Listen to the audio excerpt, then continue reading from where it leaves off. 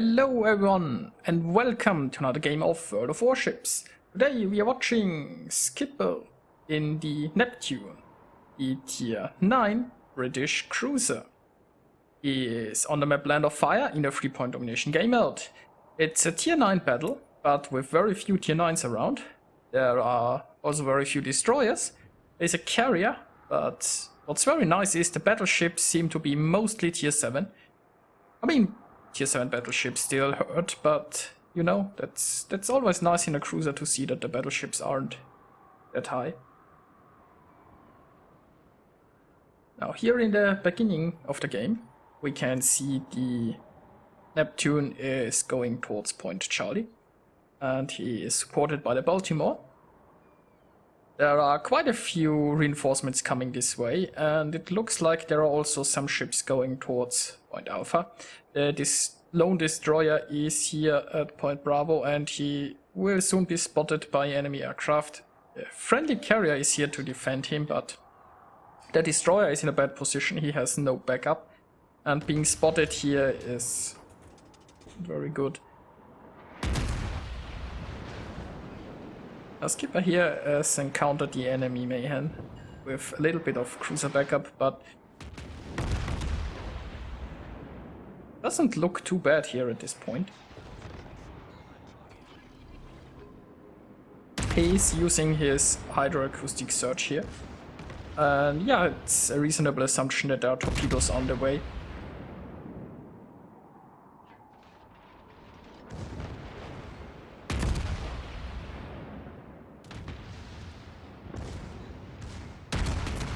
Now the British cruisers don't have high explosive, but the armor piercing does a decent enough job against the enemy destroyer, and thankfully those torpedoes have a nice little gap here, so they are easy to avoid. Now the enemy cruiser is profiting from this smoke screen. It's possible the Baltimore is using radar here, so bad luck for the enemy cruiser. Unfortunately, I think the Baltimore is going to sail into some torpedoes, but the enemy shores is dealt with. We can still see some shells coming. I think there are enemy ships behind the smoke screen. Now Skipper here is not taking any chances. He has popped his own smoke, and now he will just comfortably sit here and cap. The reinforcements are coming, but they aren't here yet. So basically he's just biding his time here and waiting for help to arrive. Now the friendly team is managing to cap Alpha, but the problem is if they have A and C, there is no fast connection between those 2 points. So if the enemy fleet is moving towards Alpha, which it looks like, the ships here can't really help. They will be way too late to help anybody here at Alpha, so let's hope they will push in towards Bravo fast, but yeah.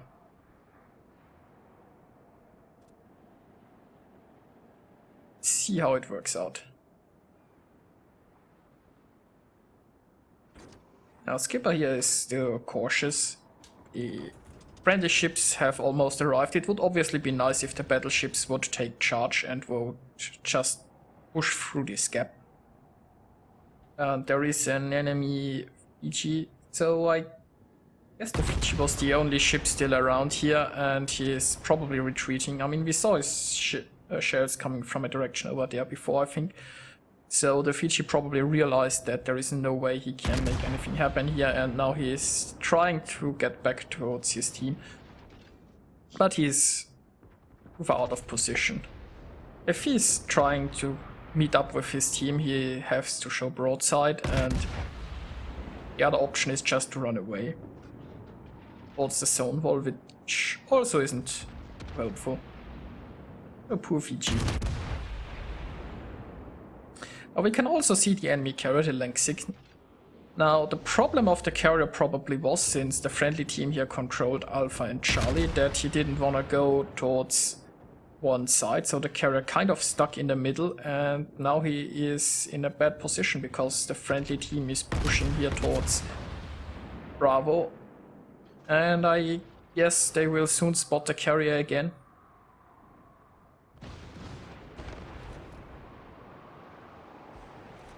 Now the nice thing here is the Tirpitz actually takes the lead and is going forwards towards Bravo.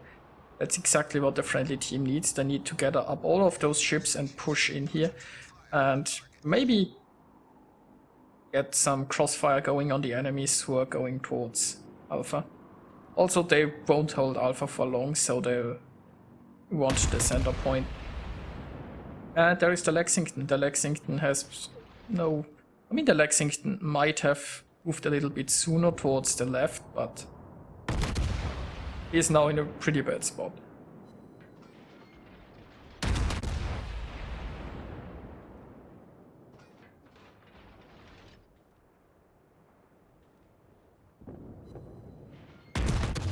Now, unfortunately, it seems like there is a friendly battleship still lagging behind. There's another battleship. There's this cruiser who are going here a little bit too far south, I guess.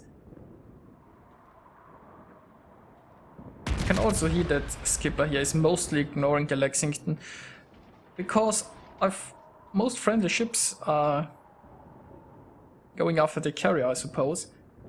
If a carrier is spotted, you can be certain that a lot of friendly ships will go after that carrier.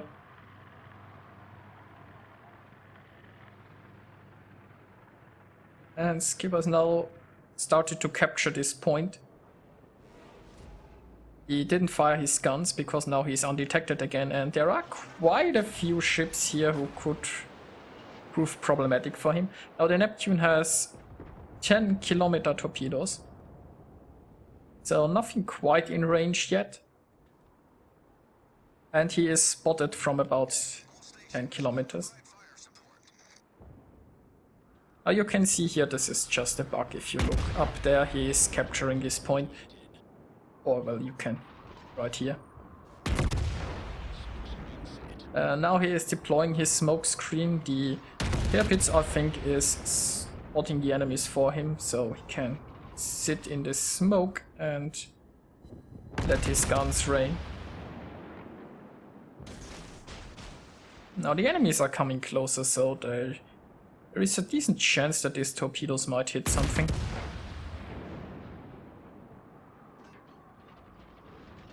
And unfortunately the battleship, who is already lagging behind, is now going south and is behind an island, which prevents him from doing too much. So it is still a pretty even battle. There seems to be an enemy destroyer who is probably hunting this battleship in the north. That's kind of good news, because the battleship in the north isn't that helpful currently either. And it means that the destroyer isn't here in the center.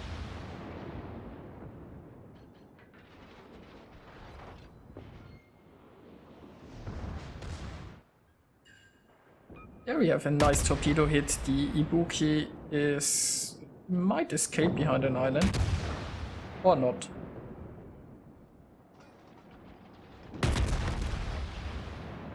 Now the friendly Tirpitz is doing a great job in tanking a lot of this damage, which allows Skipper here to be a little bit more aggressive. If the Tirpitz were behind the Neptune or were somewhere else, then Skipper here would be just shot to pieces by all of those ships, but the Tirpitz kind of has the attention of the enemies. Now the Gneiser now has torpedoes, so it's something to watch out for, but the guns aren't pointing this way, which is great.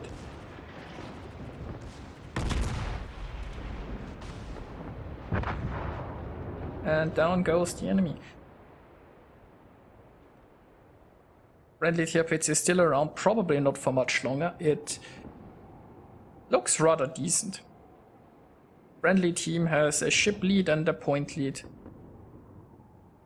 But, well, the Tirpitz is... yeah, he is probably going down soon. There's just too much incoming fire. Which now leaves Skipper a bit alone here. But he has smoke ready again. There is a cruiser who is just here, showing his broadside.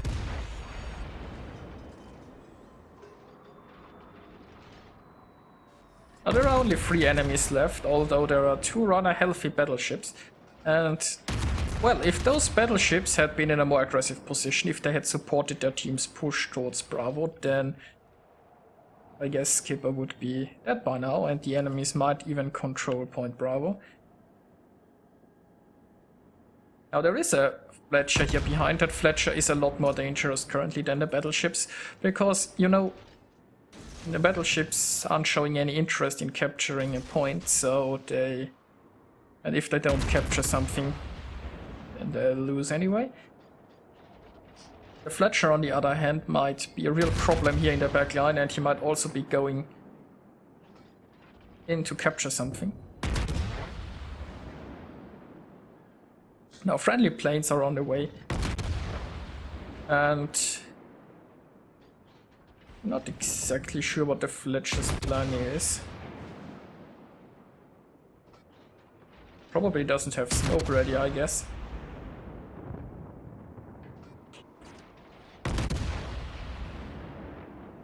Ah, there is the smoke, but it's too late.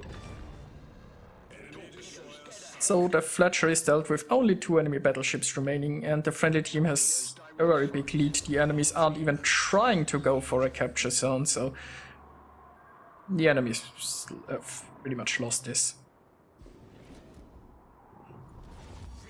I mean, sure, those 2 battleships are pretty healthy, and they could easily sink the friendly cruisers here. Probably also the battleships, but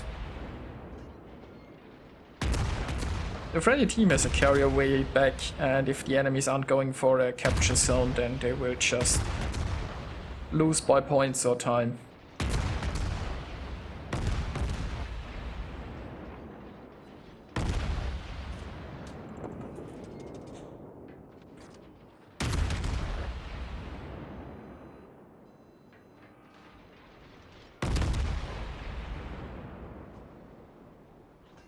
And the sad part is like the enemy Bismarck, and keep in mind that the Bismarck was the highest tier battleships the enemies had. I remember this correctly. Yeah, looks like it. So the highest tier battleship I had was kind of sitting in the back and is now going towards the zone wall. If the enemy battleships would have showed more aggression, then the enemy team might have won this. Now, I'm not exactly sure what this Nagato here is doing.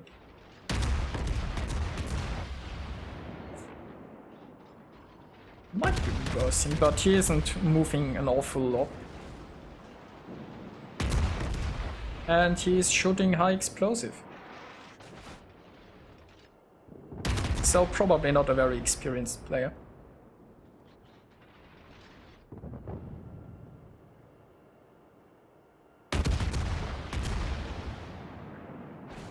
Now the Nagato is trying to find some cover here behind an island, but the Nagato should just aggressively push in towards the cruiser, get closer, and then obliterate the cruiser with his armor-piercing shells.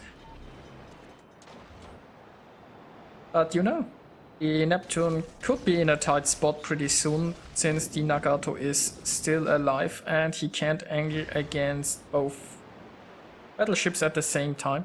Also getting pretty close, but the torpedoes might take care of the Nagato, or the dive bombers might.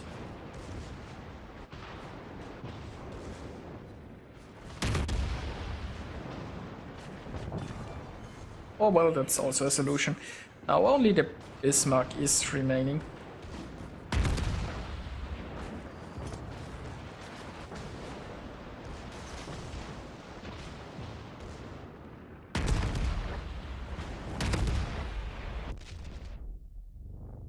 And yep, that hurt. You really don't want to be in such a close quarter fight with a Bismarck, unless you can hit the Bismarck with your torpedoes. And oh, this was a big hit, but the friendly team has almost won this, so this battle will be a win either way.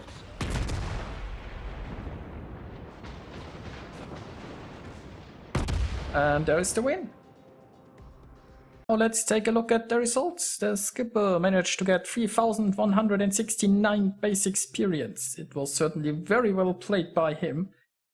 He took the lead, he took the first, he charged into Point Charlie, took this point, then proceeded to Bravo, took the point as well.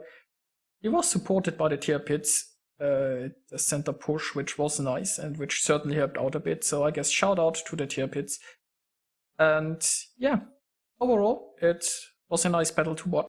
Skipper managed to get himself Confederate, Dreadnought and High Caliber. He did about 200,000 points of damage and he scored 12 Citadel hits. Very nicely played by him. I enjoyed watching some British cruisers. As you might know, starting tier 7, the British cruisers are actually decent. I'm not playing them myself, I'm not that much into cruisers, but yeah, we shall see how they turn out in the future. So I hope you enjoyed watching this game, and I'll see you guys next time.